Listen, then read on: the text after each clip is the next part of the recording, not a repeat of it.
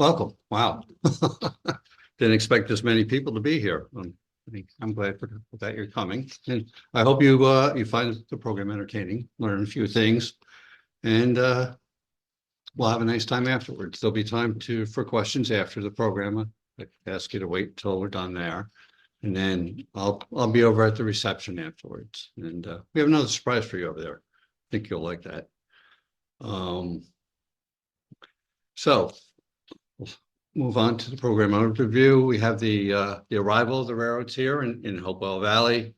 I'll go over the constructions and the operations of the Mercer and Somerset, and then we'll review some of the selected artifacts and remains that still exist well over 150 years from the railroad's beginning.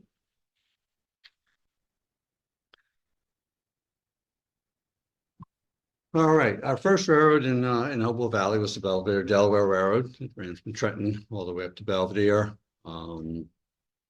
It was chartered in March of 1836 and was formally organized in August of that year. During February of 1838, the Camden and Amboy was authorized to subscribe to the Belvedere Delaware Railroad, resulting in the Camden and Amboy controlling that company and then extending its monopoly throughout the state. Economic instability through the late 1830s and the early 1840s temporarily suppressed most aspirations of developing railroads in the area. It wasn't until July 1848 that the Belle Dell holds its first board meeting since 1838. In January of 1849, Mr. Ashbel Welsh, a name who was prominent with the Belle Dell and also the Mercer and Somerset, reports on his survey for the railroad. Active construction on that railroad commenced in the spring of 1849, starting in Trenton and progressing north to Lambertville, under the direction of Mr. Welsh, the chief engineer, and the resident engineer, John G. Stevens. By the end of 1849, several sections of the first 16 miles above Trenton had been completely graded. The laying of the track commenced during the summer of 1850, with service to Lambertville inaugurating on February 6, 1851. Mr. Welsh also negotiated a 999-year lease of the properties of the United New Jersey Railroad and Canal Companies, also known as the Camden and Amboy, part of that, to the Pennsylvania Railroad in July of 1871. This has an impact because it will lead to the direct control of the Mercer and Somerset by the Pennsylvania Railroad. He was elected to the president of the American Society of Civil Engineers and was a Lambertville resident and leader for more than 50 years. It should be noted at the time, for your understanding, that all corporations required the New Jersey legislature to pass a bill approving their charter in order for them to be established as a legitimate business. Oops, sorry about that.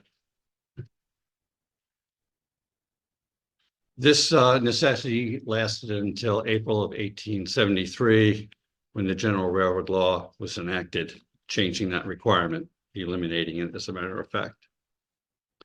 You might be interested to know that there were two other railroads that were going to serve Hopewell and Pennington. Not very much is known about them. I have to do a little bit more research.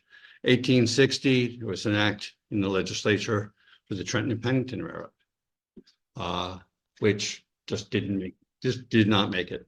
That died. A year later, 1861 into 1862, the Hopewell Railroad was also an act that was tried to be passed by legislatures. It also failed.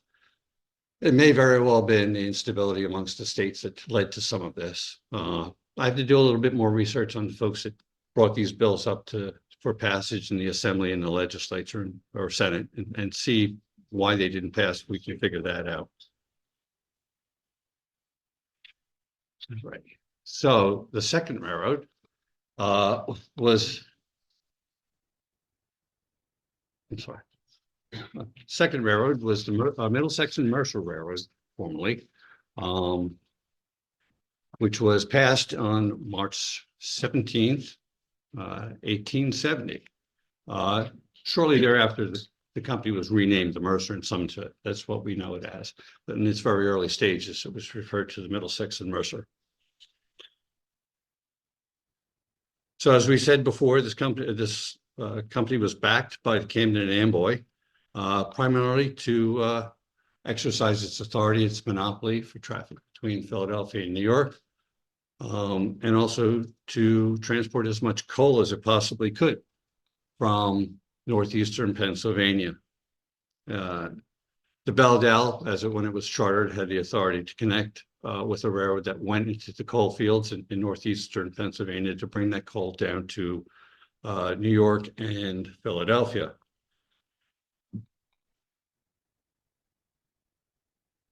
So the directors of the Mercer and Somerset were 10 in number. 2 were locals, Augustus Van Zandt of Blauenburg and Lewis Atchley of Pennington. The 8 others were believed to be closely connected to the Camden and Amboy Railroad. In the following month, the directors of the United Companies, parent company of the Camden and Amboy, agrees to provide financial assistance to the Mercer and Somerset under the conditions that the property holders along the line subscribe to $150,000 in stock of the railroad. Once $40,000 had been raised, the directors authorized the construction of the railroad between the Delaware River and Pennington. The 4th railroad, which we'll see later, is Delaware and Bound Brook, which tried to break the monopoly and succeeded the Camden and Amboy for this traffic. As I stated earlier, the primary interest of the building of the railroad included the transportation of coal. There were enormous potential and profits to the railroad that carried the most coal to New York, Trenton, and Philadelphia. It seemed a limitless supply at the particular time, and I guess there still is quite a bit down there right now. Railroads also desired to capture as much traffic and freight traffic to, from, and between the major metropolitan areas and shipping ports of the East Coast. As an example of how important coal was, on January 17th, the first coal trains from northeastern Pennsylvania and the Lehigh Valley came to Trenton via the Belledelle. In April of 1856, Coalport Basin opens, a significant yard in Trenton on the east side of Trenton. Its function was to transport coal or transfer coal from the Belledelle to the Pennsylvania Railroad lines going up to New York, Philadelphia. And in June of 1856, we see the first large train of Lehigh Valley coal coming down from Mauchonk down to Trenton, 100 cars with 550 tons of coal. As much coal as the Reading Railroad would bring to Philadelphia in one day. So the image here, I'm sorry, I neglected this. This is probably not that well to see here, but it's a map of all the coal railroads, or the railroads trying to tap all the coal mines in northeastern Pennsylvania. You see lines here going to New York and down to Philadelphia. And here is the Belledelle here. So it was kind of a circuitous route for the Pennsylvania Railroad, since they didn't have any direct routes from the coal mines in northeastern Pennsylvania. So to exercise their control, they started taking over other railroads. So let's move on. All right, so we'll transition to the construction of the Mercer and Somerset. Eager to complete the railroad as swiftly as possible, the Camden and Amboy directors on June 30th, 1870, authorized the purchase of land for the M&S right-of-way between Millstone and Pennington. The first stop on the line the Mercer and Somerset was at milepost 7.8 on the Bell Dell. It diverted from there and made its way northeast towards Pennington, Hopewell, through a couple of other towns, Harlingen, Hillsborough, and on to Millstone, where it connected with the New Brunswick, Millstone and New Brunswick Railroad. That was the intended route of the railroad at that particular point in time, and it actually didn't really change. Railroad right away was 66 feet wide, enough to accommodate 2 tracks if necessary, if traffic warranted that. It was built as a single track railroad with some passing sidings, so trains could pass in opposite directions. The New Jersey State Legislature authorized farmers to sell land to the railroads at a rate of $150 an acre. I don't know how much that would be today, but well, it doesn't really matter with real estate prices, does it?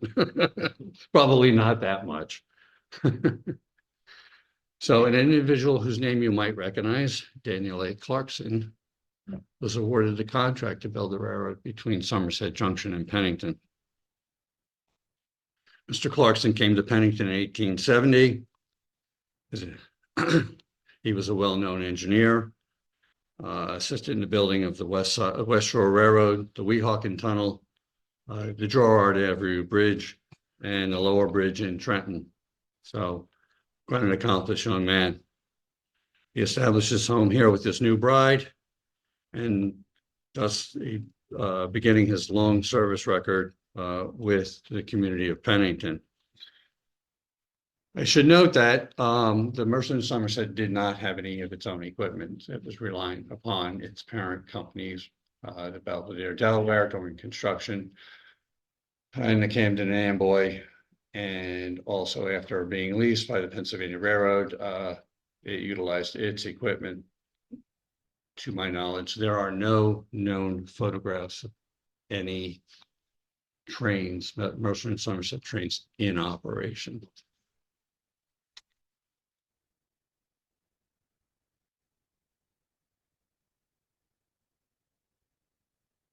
So Mr. Clarkson employed a large number of Irish immigrants to help him construct the road. And it seems that Dublin Road, not too far away from here, is named in honor of their homeland. They apparently had a number of buildings there, shanties they call them, so I'm not sure if any of them actually survived. It's probably highly unlikely, but they did become part of the community. Many of them, as a matter of fact, became instrumental in the forming of St. James Catholic Church in Pennington. So this is an interesting photograph. I have to thank Mr. Davis, Jack Davis, for bringing this to my attention. It's kind of a, what we would call this, historical fiction. It's an artist license here. It's supposed to show Lambertville, and I guess for the most part it does. But it's labeled as Washington's Crossing, right? So regardless, it's really a nice image. It's one of the, I guess, few indicators that we have of the paint scheme of the railroad equipment, which is right down here. So he's depicted the cars as being painted in yellow and red. We have other accounts that indicate that they were yellow and blue. So I'm not sure if Mr. Colner, pardon me, just thought that these were better colors to use. All right, we'll go up with the line here. The first stop is Burroughs. It's basically the intersection of what we know as Jacobs Creek Road now and Bear Tavern Road. The area is significantly reconfigured a number of times over the years. The only facilities that were here during the time the Mercer and Somerset ran was really basically a dirt or a stone platform. There were no buildings directly related to no station building for the passengers, as far as I can tell. There were a couple of buildings there see them on the maps that were used by the railroad, but their function is really unknown. They were actually on the northern side of the tracks, so it would not have been easy for folks to get over there at that particular point. The image here is actually taken from the historical marker right there at Jacobs Creek Road and Bear Tavern Road, near where the bridges are. And it gives you kind of an overview of what's there. This, I think, is probably in the I'm going to say 1830s or 1840s. This photograph was taken. So the station was named after the person who sold the land to the railroad, which is pretty common practice at that particular point in time. Jedediah D. Burroughs sold the property. And many times what farmers would negotiate is in exchange for the sale of the property, they could ask for a station, and then quite often the stations were named after them. And we'll see that again later on, actually, at our next station. Brings us to the next place we're going here. Here's Woolsey. Woolsey Station was at the corner of what is Jacobs Creek Road now, which was laid on the roadbed of the Mercer and Somerset after abandonment from Route 29 River Road all the way up to Washington's Crossing Pennington Road. Woolsey did have a small station, what might be considered a combination station, probably very similar to the one that was at Marshall's Corner. It was reported that this station actually survived after the abandonment of the railroad and was moved to what we know now as Old Washington's Crossing Pennington Road. Subsequent research, not mine, revealed that by the 1970s, I believe that building was gone. It could not be found. But there was a small siding there for freight cars to be left, to be loaded with parcels either to be delivered or to be sent off. The picture on the right is on Pennington or Washington Crossing Pennington Road. I'm not exactly sure where, might be near where the municipal building is, or maybe slightly farther west near Woolsey Park. It was taken in 1942. And it just gives you some idea of how much, how different the landscape looks. Most of the wood had been harvested at that particular point for fuel or buildings and things of that nature. So the landscape looked a lot different in the 1870s as we know it now. It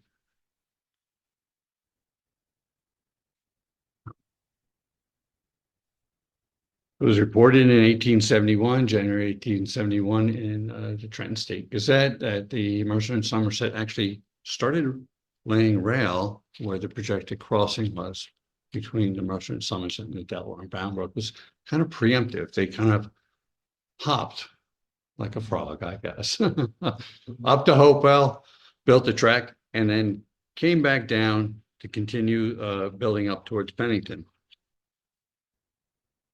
So in 1871, the spring of 1871, the railroad finally had reached Pennington.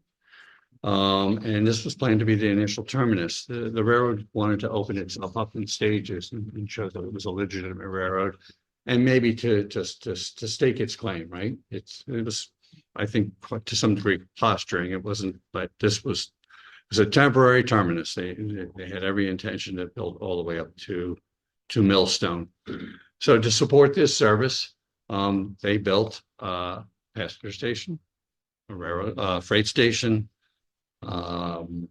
engine for servicing facilities, turntable, and we have a fairly good likeness of it. This is the Everett and Stewart map, 1875, in the combination atlas of Mercer County, but it's not quite accurate. It brings some things to light that were there. It was the first customer on the railroad, if you will. Commercial customer was a coal yard and a lumber yard. And you can see that. Let's see. Sorry, guys. There we go. Right about here. They also had a hay press. It's on the west side, almost towards at Dublin Road. Single track engine house and a turntable to turn the trains to go back and forth down to Somerset Junction. I don't know how successful this coal company was and lumber company, because it changed hands a number of times in the 1870s, and eventually came under the ownership of Mr. Clarkson and a couple of his partners. And as I said earlier, there are many people in the community from Dublin Road, the Irish immigrants, which apparently hung around and helped the Delaware and Bound Brook. I guess work was work for those guys. At the time the railroad arrived in Pennington, it boasted a population of about 800 people, 3 churches, a public hall, reportedly 2 good hotels here. And we had a New Jersey Conference Seminary and 2 additional academies, and they had an aggregate attendance of 250 pupils. So it was a fairly bustling town. As a matter of fact, if I recall, there was more activity here in Pennington at that particular time than there was in Hopewell, which I guess it wasn't really a direct byproduct of the railroad coming here. I guess it's more of its proximity to Trenton more than anything else. And again, situated on a main road between Trenton and Flemington. And then you hit the crossroad of Washington's Crossing, Pennington Road that went east. So it appears that the railroads kind of extended Mr. Clarkson's contract to at least Hopewell, and possibly even Statsburg. That seems to be what the record had just indicated. The day after that, the remainder of the railroad was contracted out to another individual to finish it to Millstone. We'll see more of Mr. Clarkson later on. In a number of capacities.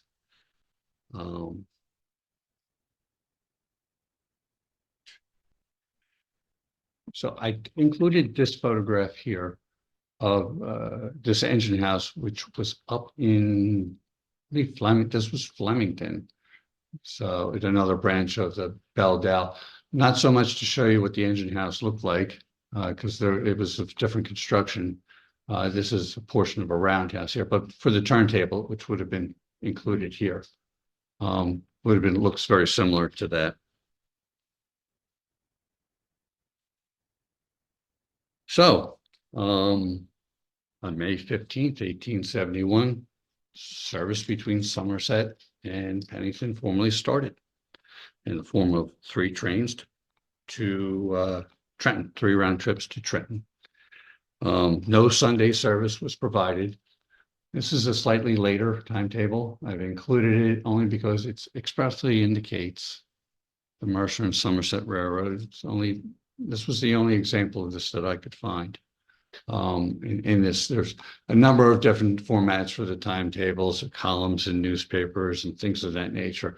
And some of the official railroad guides had other versions of them, but this seems to be the only one that I could find. It may have been posted on the side of a station. Not exactly sure. By July of 1871, we only had 2 trips between Somerset Junction and Pennington. Not sure what that was all about. In early June of 1872, we get the announcement that the right-of-way has been completely graded to Hopewell. It should be done by the end of August, with the track installed in October. So people are starting to look forward to seeing the railroad service being extended to Hopewell within a year's time or so. It also should be noted, I don't have a copy of it here, but in June of 1872, the number of round trips between Pennington and Somerset had increased up to actually 4. I think that was probably the most round trips that the railroad had ever covered at any point in its time. So that was the maximum number that I could find.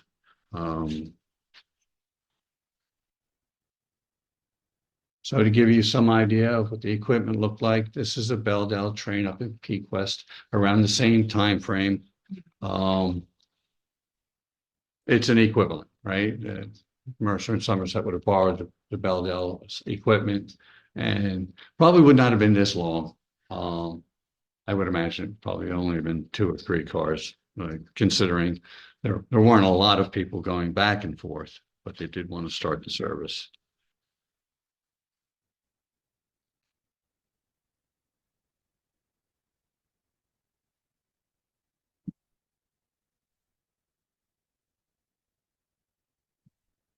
Well, the railroad proceeded up to Marshall's Corner. I'm sorry for the poor quality of the images here, but this has some bearing, some significant bearing. People don't know this, but the next Marshall's being the next stop, just like the north end of Pennington. You can actually see where the right of way is. It used to be a little bit more clearer if you were looking north. You're on Woodsville Road looking north. The road that went over to the town dump at one point had a tree line going along it. That road, it was the right of way of the Mercer and Somerset. What people may not know is that the railroad did service Marshall's Corner for a time before they actually started service to Hopewell. So they were trying to extend as quickly as possible, moving north. And we have a date here of December of 1872. They've started service to Marshall's Corner. So something must have been going on at this particular point in time. They had projected having the railroad completed in service to Hopewell by October of 1872. Something must have delayed that. I'm not exactly sure what that actually was. This railroad also had a little siding board for loading of freight, things of that nature. The area is very well known at the time for peaches. A lot of peaches were grown in the Marshall's Corner area, so I suspected they shipped many of that product down to Trenton for sale. The photograph here is from a newspaper article. I'm going to say it was 1916. There's a reason why this is, I guess, significant, because trying to gauge the size of this station, it's not terribly big. And this is one of the buildings that was reported to have been moved and exists today. Examination of this photo brings that into some level of suspicion at this particular point. And not being able to get on the property, it's not private property, to confirm one way or another. I guess it's an adventure for another day.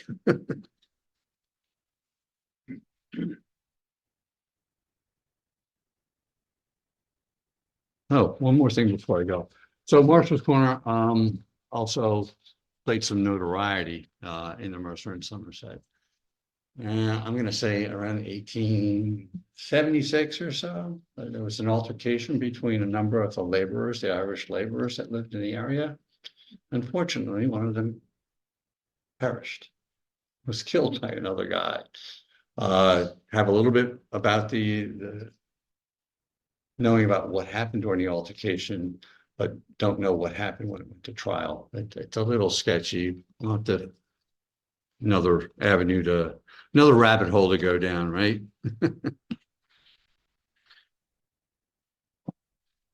So here we are at Hopewell, milepost 9.8, and we have a map depicting the way the trackage was situated. We had a freight station, passenger station, a turntable, and a water tower to service the railroad.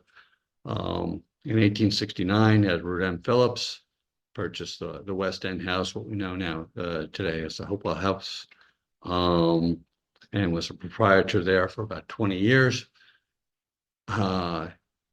He donated a portion of his property to the Mercer and Somerset, which may have influenced why the station was directly down the road from his hotel. So he stood to benefit from this quite a bit. So about a month after service had been established to Marshall's Corner, in January of 1873, had been announced that the road had made it to Hopewell. As a matter of fact, the morning of January 28th, 1873, the first passenger train, one could say, actually arrived in Hopewell. There were two trains, a construction train, Mr. Clarkson on it and his crew, followed by another short passenger train. Not too much information about that one. More actually about the construction train was published in a newspaper article in Princeton. But it seemed to have been unscheduled. I think Mr. Clarkson was probably proud of his accomplishment and did his best to show people that he could actually get people from Pennington all the way up to Hopewell. Must have been announced in some fashion, because Emily Boggs put her class down from the seminary to greet the train. So that must have been a very exciting day for the folks there in Hopewell. So finally, getting all the improvements done. Apparently, at that particular point, maybe one of the inhibitors of starting service was the station had not been fully constructed yet, nor had all the facilities. On July 24th, 1873, Mercer and Somerset opens for travel between Hopewell and Point South, thereby fulfilling Mr. Clarkson's contract. And he goes on to bigger and better things. We'll see Mr. Clarkson reappear in Pennington as the first president of the Board of Commissioners, I believe was the first form of government here in Pennington, 1890s. And then he goes on a few years later to be elected the first mayor of Pennington. So he must have been a well-liked individual. After the Mercer and Somerset had closed, he moved the coal and lumber dealership over to Delaware and Boundbrook and had a siding there. And some of those buildings actually still exist. I should also note that Mr. Clarkson, in conjunction with Mr. McPherson, his first name escapes me, I apologize. He was an architect. Together they went on to build the Delaware and Boundbrook stations in Pennington and in Hopewell. So he must have been a well-liked individual. That's all I can say. On the right-hand side, while not it's a typical Bell locomotive of that time era, I'm sure it probably ran up and down the line here. It is not the locomotive that was involved in the Frog War with one of its sister engines. But I put, just to give you some example of what the equipment looks like, I've included that.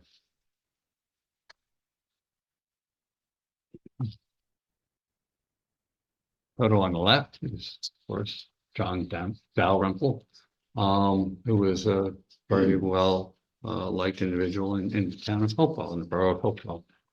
He ended up being the first ticket agent for the Mercer and Somerset, amongst many other things. He was a school trustee, a secretary, a director of the Hopewell National Bank, justice of the peace, secretary for the Hopewell Hook and Ladder Company and its Grange. And then following the closure of the railroad, he actually ran an insurance business for a number of years, presuming that's in Hopewell. This is a truncated version of one of the closest timetables I could find for service to Hopewell. Well, it's clearly here, right? Trenton, New York, via the Mercer and Somerset Railroad. Two trains in each direction every day with its connections. So as I said, there are no photographs of Hopewell or actually the Mercer and Somerset equipment, but you may be interested to realize this. This is an image that you may be familiar with. It's from the Everson Stewart Atlas, Mercer County, published in 1875. And this is Broad Street here in Hopewell. There's the Baptist Church. The train in the background is actually a Mercer Somerset train. Because the Delaware and Bound book didn't start running. Yeah.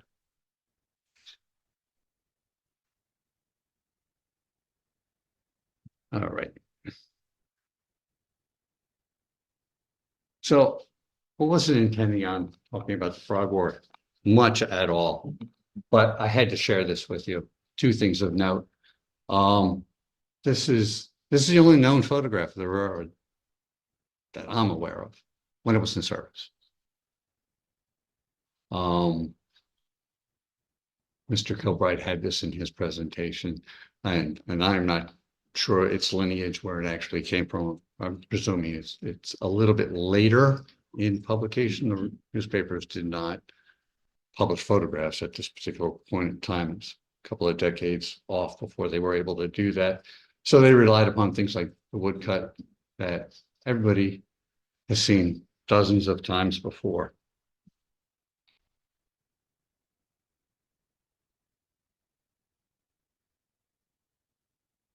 How many people have seen this woodcut? This is the frog war. This is 180 degrees in the opposite direction of the one that we've seen in the newspapers. And I found this in a book, and it was slightly mislabeled, which I think maybe why people didn't realize what it was. But that is the C&J engine, number 37, known as Dot. And there's Pennsylvania Railroad engine coming down to knock her off the crossing. So I wanted to share that with you and let you know that there's actually another image around. Because I had never seen this before until I found it. No one spoke of it. Oh, we got a little bit of lag here. So there's Dot. That was the engine that was struck by the Pennsylvania Railroad engine during the Frog War. This is probably later in her life. It's a pretty decent photograph. Seems to have not suffered too much from it. And then here's a picture of a typical Delaware and Bound book locomotive. They numbered about, they stapled almost 10 locomotives.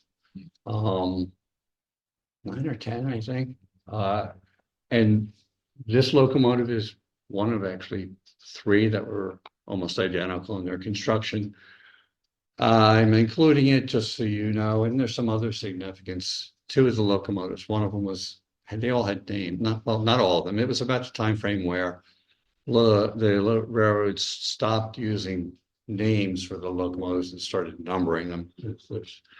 But the Delaware and Bound book had locomotive named Pennington and another one named Hopewell. And I thought I would share that with you.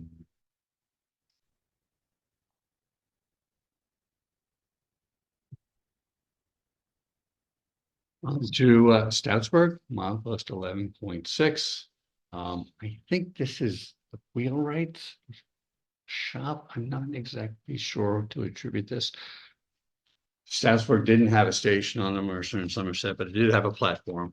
Somewhat of a bustling town, I guess, in the middle of nowhere. There was a tavern, a hotel. It was probably a stage shop at one particular point. That's why it came into existence. Schoolhouse there. Interesting little town. If memory serves me correct, the station in Burroughs, which were both platforms only, or really not scheduled stops. If you wanted a train stop, yeah, they were called flag stops. They'd raise your hand and the train would stop for you at that particular point.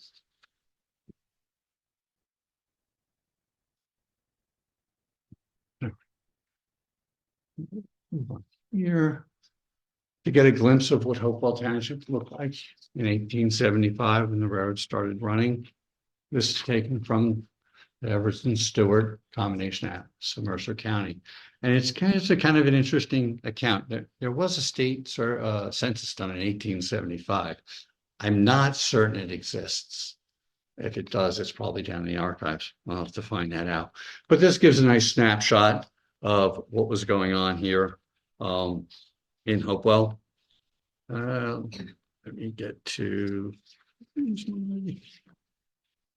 oh gosh. Sorry about that. Oops, there's a little skew here.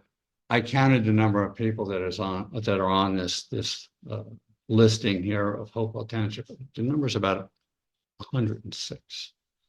Of those people, 67 of them were involved in some form of farming. So another 7 or 8 possibly dealt with livestock. So this gives you some idea of the kind of traffic that was or economy that was around here. Not too many folks doing mercantile work. We're centered, of course, primarily in Hopewell and in Pennington.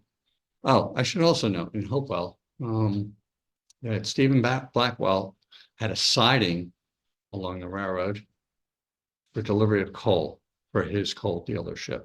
He was the second commercial siding that the private siding that the railroad had. There were others, not too many. Still trying to figure out actually who was associated with those. Hopefully, as those details come around, we'll share them with you.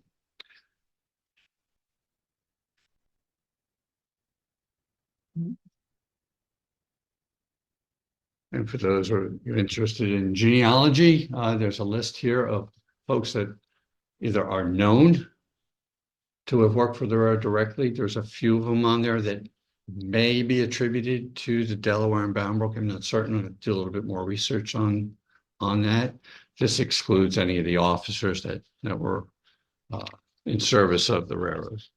But we can provide this to you folks. A cautionary note about spelling of last names. They are not consistent.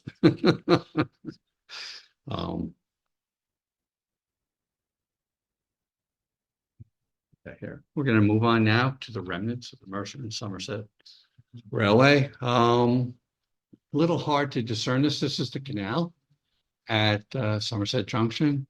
There's a retaining wall here. This is still there today. It was the ramp, if you will, for the bridge that crossed the canal and went up along Jacobs Creek. If you go, be careful. I mean, it's a pretty busy place there, but pull over onto Jacobs Creek Road, just walk across River Road. You can still see the remnants of this little stone wall. This picture here is Jacobs Creek Road in 1942, to give you some idea of what it looked like. Much different now, huh? I don't know if it's Ewing Creek that it's going over there or not. I believe that it is, looking at the topography, but some more research would have to be done to figure that out. There are undergrade bridges, culverts that still exist.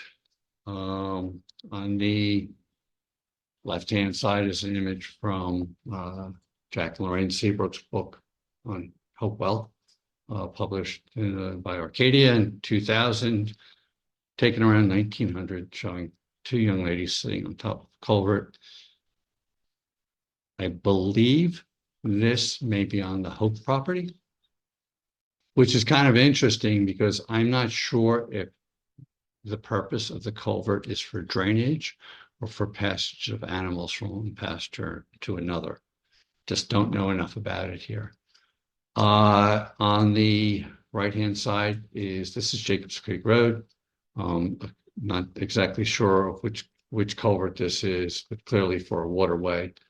And the fellow in the photo, his name is Alex Price. So if you know Alex or his family, let me know. Because that's a series of these images that were obtained from the Railroad Museum of Pennsylvania. That was the only person that was A, in an image, and B, named. I don't even know where the photographs came from. Thank Mr. George Hart for contributing to that museum, that fine museum. Other remnants that still exist today here in the form of embankments and fills. This is along the Woolsey Brook Trail, the Phobos piece of property on Washington's Crossing Pennington Road. If you want to have a nice a couple of hours, I recommend taking this walk. Probably easier in the spring or the fall, and even the winter than it is in the summer. It can get pretty overgrown, particularly in the back. So this is Woolsey Brook right here. And you can just, the trail bisects this. So these are all taken from the trail.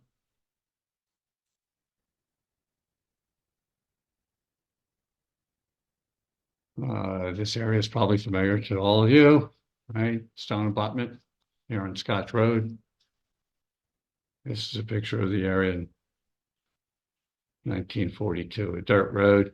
There was an iron truss bridge installed over the railroad. I would imagine that was probably taken down either and reused fairly rapidly after the railroad was abandoned, or if it remained in place, it was part of a scrap drive or something of that nature. Only photograph I've seen of this era or any time before, current day of the remnants of that particular bridge. I thought I'd share that with you. Here's another remnants of bridge abutments. This is of Stony Brook Road near the golf course. If you look to the right, you can see the right of way going through the woods. To the left, you see this the remnants of the stone abutments. I should say that there's really not much left of the right of way. Past Stoutsburg or so. I mean, they're more around Blauenberg. After Blauenberg, it's pretty much obliterated. There are patches here and there on some property. And I'll also note that I'm only showing you stuff with the exception of the Hope property at this particular point of images that are available from public property. We didn't want to bring anyone's attention to any items that remain on private property. There are a few. So this, we're going back to Somerset Junction. There's a turntable at Somerset Junction. Needed that to turn the trains between trips up to Pennington. They didn't run backwards. They actually took the locomotive off, spun it around, put it on the other end of the train, and went back to Pennington. So this is a map of what Somerset Junction actually looked like. Here's a turntable here. So I had not heard anybody else speak of this. There's this station is down here. Interestingly enough, I've included this on the list of remnants for you because you can still see it. You go down Jacobs Creek Road, or actually up Jacobs Creek Road would probably be preferable.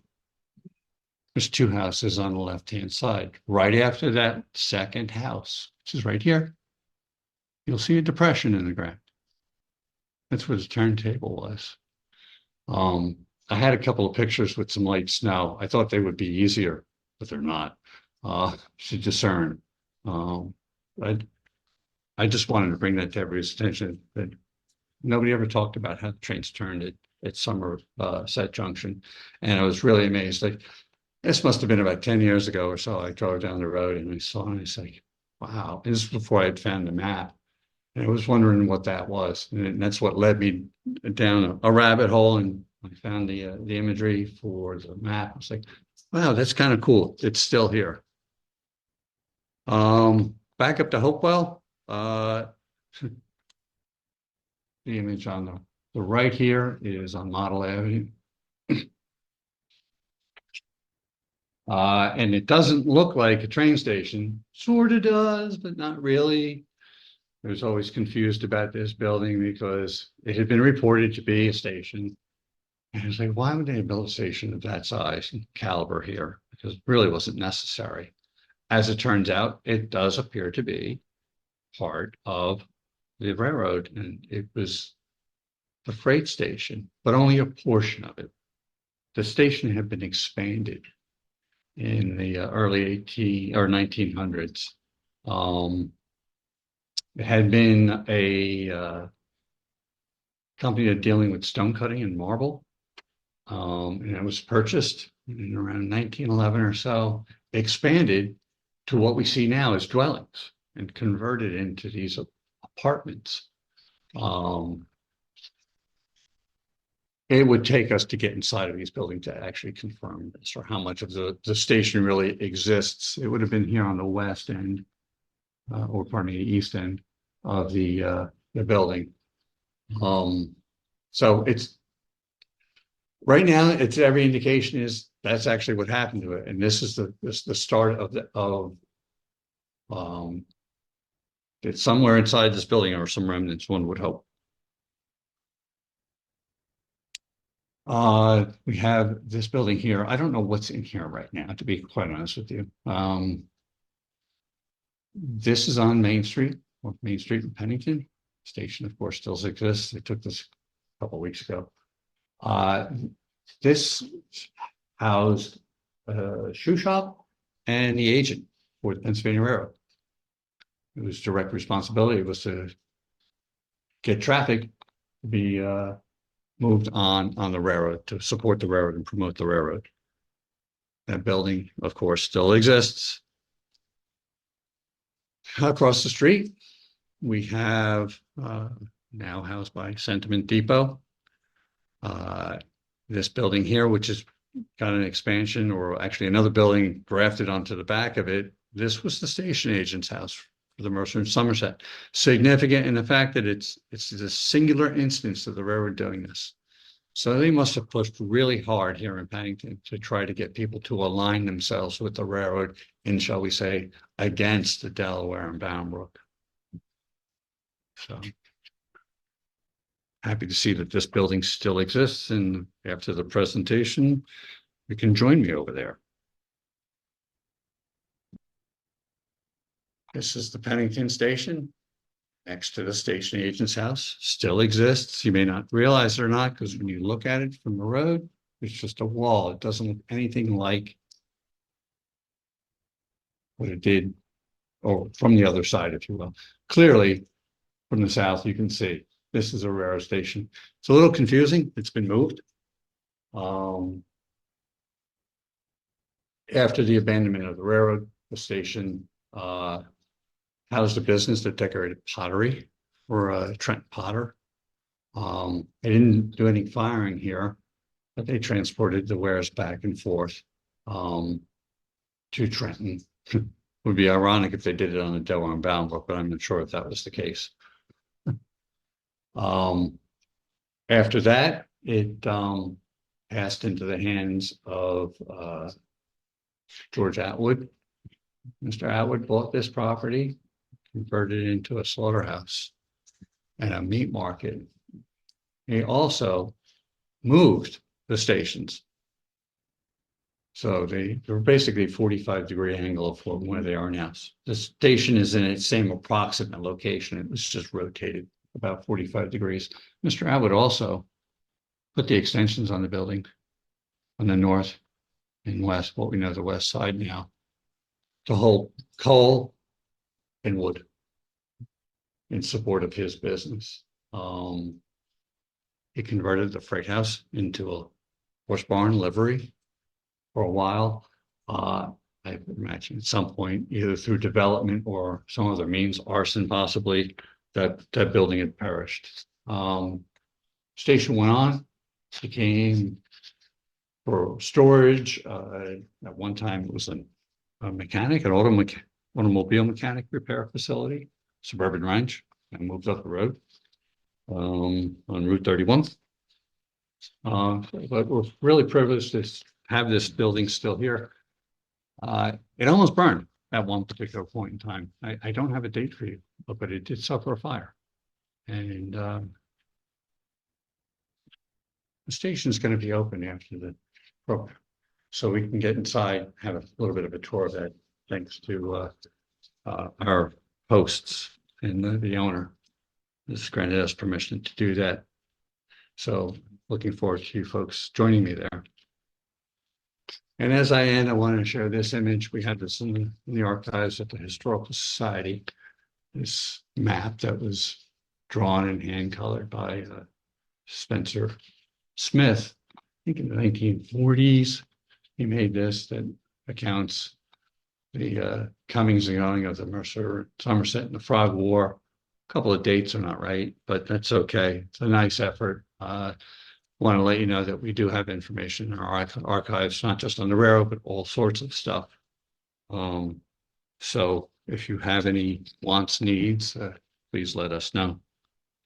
I want to thank the library for allowing me to present this to you folks. Very gracious of them to open up here on a Sunday afternoon. My colleagues, Historical Society, Hopewell Museum, Mr. Dixon has been very supportive and helpful in my research. Benita Grant, the archives at the Hopewell Museum has also been very, very supportive. And our folks at Sentiment Depot for hosting the reception afterwards and allowing us to have access to the station. Before I finish up, I just want to bring you aware, we do have some programs coming up. I am the chair of the program committee, so I guess I have to tell you about this. So we have a program in April, Mr. Joe Klett, we're talking about European settlement, Old Hopewell, at the Presbyterian Church. It's done with the public library in Hopewell. I don't think there's any registration for that. You just show up. It's open to the public. Another one on May 8th, Mr. Dixon will be giving his presentation on St. Michael's Orphanage. Really very interesting history.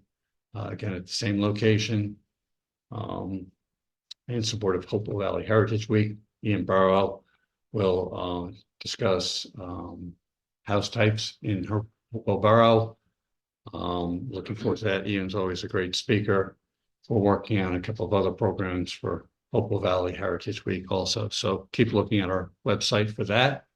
And the story here about the Mercer Somerset is only half done. So if there's sufficient interest, I'll continue the story of the railroad all the way up to Millstone and then what happened after the Frog War. Because we have to realize that Frog War was 1876, January. Railroad ran for another 4 years or so. So, and there were reasons for that I don't think have been fully explored. So I'd like to share those with you if you're interested. I think with that, I can open it up for questions. Thank you.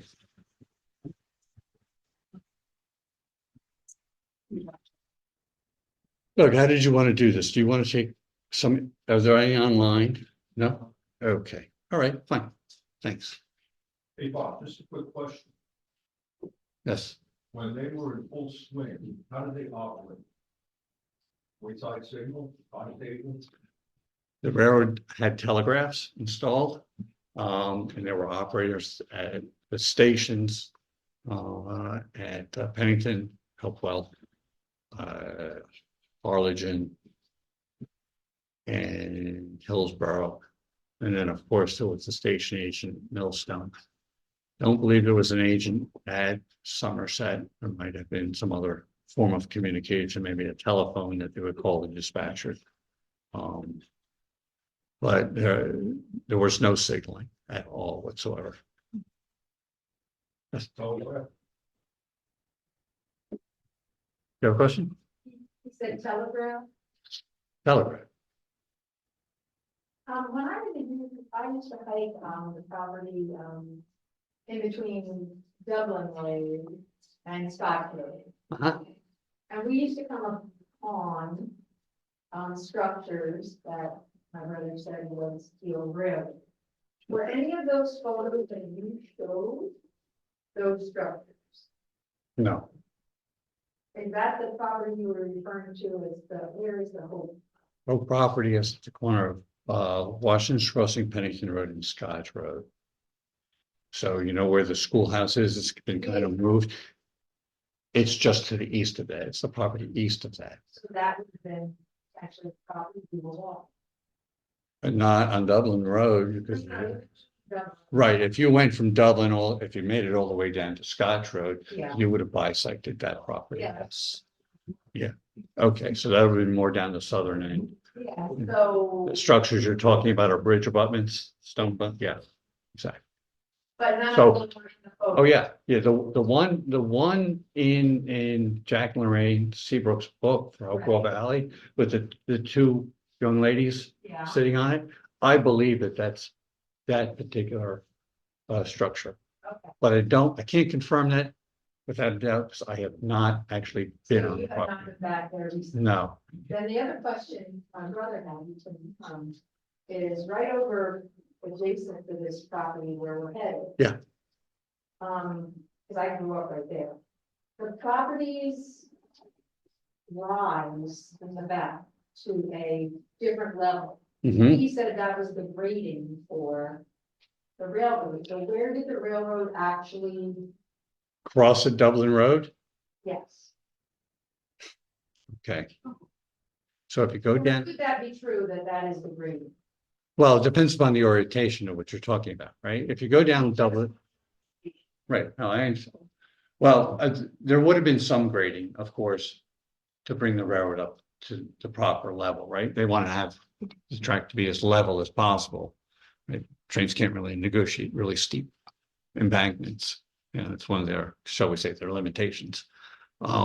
Yeah, I would say most likely that may very well have been, but again, it also depends upon its orientation. So if it's oriented southwest to northeast, then maybe it is. Did the line actually go to the I'm sorry. line? Yes. I didn't hear your question. Was it Jersey Avenue that connected up with? Yeah, the Millstone in New Brunswick actually joins the northeast, what we know the northeast corner now, Jersey Avenue, and it did connect. Yes, that, Jersey Avenue. yes. So is that a remnant then? That's No, that is the Millstone in New Brunswick Railroad, different corporate entity. It is not the Mercer and Somerset Railroad. As a matter of fact, the Mercer and Somerset property ends in Millstone on the west bank of the river. That was the end of the line. Formerly, yes. Yes, Do you know where the Woolsey station was located? it's reported to be on private property, was converted into a barn. But the significance of that photograph leads me to believe that that may not be the case. It's documented in a video that was produced in the early 90s.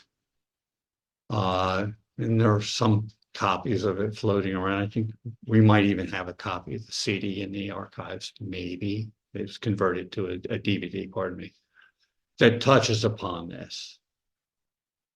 But there's some doubt now, because the building wouldn't have been substantial enough. It would have to have been a little bit larger. So, and if you look at the condition of the newspaper photo in the newspaper article, why would anybody want to move that? So there are reports that it was attempted to be moved, but it collapsed. So it's another one of those little details and tidbits that you have to go down the rabbit hole and start looking at newspaper articles and talking to people. We'll see. Yes, I'm sorry. Two questions. Yeah. The first would be, if you advance one picture, I think, or two, I forget which one, then it must be two. There, is that on Scotch Road? That- Yes, that's Scotch Road. Okay, right. My other question is, try as I might, I haven't been able to orient myself. If I'm standing at Jacobs Creek in Bear Tavern, and I'm looking east on Jacobs Creek, where's the railroad line? To the right or to the left? Actually, the railroad was below you. Yes, after the railroad had been abandoned, that portion from River Road up to Bear Tavern Road and then up to Washington's Crossing Road was converted into Jacobs Creek Road. There was a rudimentary road for some distance at one point while the railroad was in existence, but after it was abandoned and the tracks were removed, they put the road there. That So, makes sense. Very good. so that is the roadbed from those 2 points. Yes, sir. I've always heard the railroad referred to as Millstone and Somerset without altered name or just sort of misinformation? It may have been information, it may have been an early incarnation of it. There were a number of different railroads at that time competing against the Camden and Amboy line. They came under different names. Some of them may not have made it through legislation. So I can't tell you one way or another. I think I've seen that variant, and I don't know if it was just another group of people or if somebody decided to change the name. There's also the Millstone in Trenton, which ended up becoming the national road, which is a whole nother story. And eventually that got resurrected and became the Delaware and Bound Brook. So, yes, Which one was here first? This one that's now abandoned or the one that's still here? the one that was abandoned was the first railroad. And then where the tow path is over there by the river. That's the first railroad in the township. That's the Belvedere Delaware Road. That's the first road that goes through the township. We're closely related or connected to the Mercer and Somerset, because the Mercer and Somerset was relying upon them for crews and equipment. And passes down the Trent. Bob, if I may put in a plug, Yes, for your talk, we do have that on our website, on the Historical Society website. Your talk on the Bell. oh, that talk was mostly focused on Titusville, but there is some information there. Yes, thank you, Bob. Any other questions? Yes, sir. When can we look forward to phase 2 of your talk? Well, that's okay. I am oddly enough prepared to answer that. Not exactly. I don't have a date. But our program is pretty full until the end of the year, although we might have a slot open up maybe in September or October timeframe. That's what I'm looking for. August is not a good time. You don't get a good attendance, but I'm thinking September or October.